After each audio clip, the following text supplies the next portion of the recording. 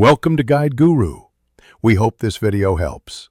You start by confirming the Airtag is in range and currently linked to your Apple ID in Find My.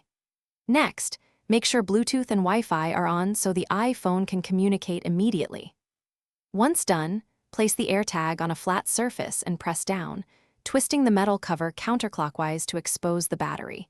You're taking control now, not just observing, because removing the battery prepares the tag for the account removal sequence. You remove the CR2032 battery and wait about 10 seconds. That pause helps the Airtag clear transient state.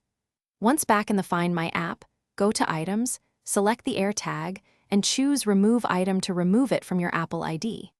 If the option is grayed out, reinsert the battery, let the tag reconnect, then try Remove again since a fresh handshake often clears lingering locks. This step severs the digital link. While you finish by reinserting the battery, aligning the cover, pressing down and twisting clockwise until it locks. This restores normal operation, but without your Apple ID attached. Then confirm in Find My that the Airtag has been removed from your items list, ensuring no residual ownership remains. If the tag still shows as linked, sign out of iCloud on the device or perform a manual reset by removing and reinserting the battery 5 times. This forces a clean factory state so you can start over. Thanks for watching. Consider subscribing if we helped you today.